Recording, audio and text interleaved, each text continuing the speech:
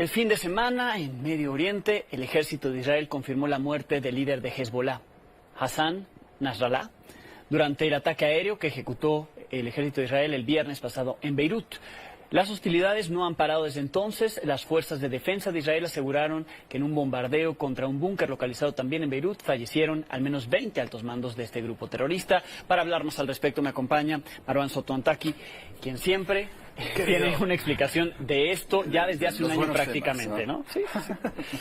¿Qué puede generar esto que está ocurriendo, esta disputa entre Israel y Hezbollah, pero que tiene al Líbano, ¿no?, en una alerta total? A ver, ¿no? hay que tratar de ponerlo en contexto. Sí. No solamente son los ataques de este fin de semana, sino hay que, para ponerlo en una ventana de tiempo, que inicia con las explosiones de los dispositivos electrónicos en Beirut y en Siria, Claro. dispositivos que estaban en manos, en principio, de gente de Hezbollah, pero no solamente militantes, sino también empleados. Al ser Hezbollah una organización terrorista, son también un gobierno, son muchas cosas que están embebidas en la misma organización, ¿no?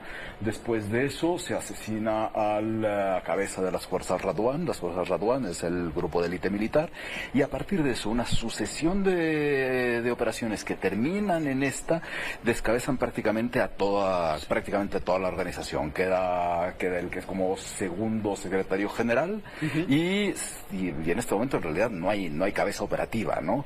¿Qué es lo que sucede a la hora que no hay esta cabeza operativa? Hay que ver varias cosas. Hemos estado muy ocupados pensando en cuál es la relación directa en esto con Gaza, sobre todo a partir de que Hezbollah desde un inicio empieza sus ataques en esta nueva etapa, el 8 de octubre, tras el atentado de Hamas, en una supuesta solidaridad con Hamas, y vincula cualquier cese al fuego con Israel a el cese de fuego entre Israel y la Franja de Gaza, ¿no? Bueno, a partir de eso es que se da un poco esta operación, y esta operación va creciendo hasta que llega a este punto. ¿Cuál es este punto? Por un lado es las cabezas asesinadas, por otro lado ya tenemos arriba de 1.000 muertos en Líbano, tenemos arriba de 100.000 desplazados que estaban originalmente desplazados en Líbano, provenientes en su mayoría de la guerra civil en Siria, que ahora están regresando, y tenemos alrededor de 1 millón de desplazados internos, gente que desde el inicio de los primeros bombardeos estaban durmiendo en la calle porque al final era demasiado arriesgado dormir en los edificios, ¿no? Esa sería una de las implicaciones directas que tenemos. La otra es hacia la política libanesa, porque pensamos mucho en qué es lo que pasa con una guerra, si puede crecer hacia otras partes, pero también tenemos que pensar en qué sucede dentro de Líbano. No solamente por estas víctimas, sino porque la conformación de la política libanesa tiene a Hezbollah uno de las distintas expresiones políticas. Se ganan elecciones, pues, ¿no? Bueno, ahí también existe otra crisis donde se tiene que ver qué va a pasar, ¿no? El qué va a pasar llega a ser muy, muy amplio. A las horas de que se empieza a correr la noticia de este bombardeo, hay una reunión de emergencia en Teherán con el Ayatollah Khamenei, porque realmente están viendo cuál era la situación en la que se encontraban.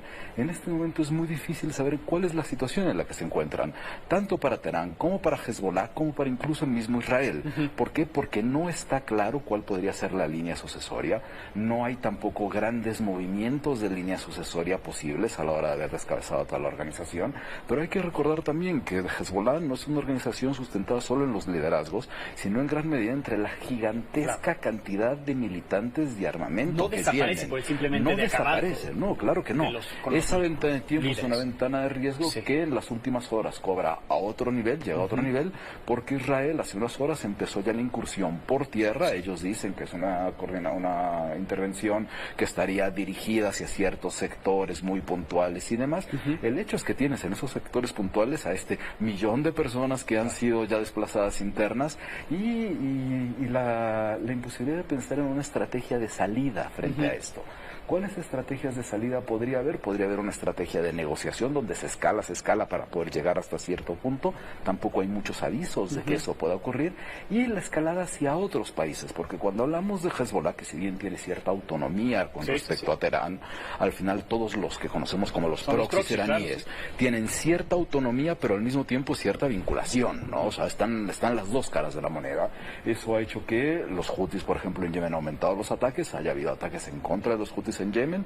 Desde Irak, el Kataib Hezbollah, que es otro Hezbollah, ha lanzado distintos ataques, sobre todo a posiciones de Estados Unidos, y de hecho lanzó ataques directamente contra Israel, y al mismo tiempo Israel ha lanzado distintos ataques también en las últimas horas a posiciones donde al parecer estaban reunidos gente del Hezbollah con las guardias revolucionarias iraníes en Damasco, Sí. que ya ha dejado alrededor de 9 muertos. Todo esto complica, para cerrar nada más, todo esto complica de cara al aniversario de la irrupción de Hamas 17 de octubre. en Israel, ¿no? Exactamente. Y complica todo el panorama. Que complica la posibilidad Sí. de un cese al fuego, que complicará no solamente con Hezbollah, sino también con Hamas, donde al final la atención después de estas 2 últimas semanas se ha dirigido de la franja o del West Bank a Líbano. Bien, estamos atentos y conversando contigo como siempre. Querido, muchísimas gracias. Marwan Sotontaki, pausa.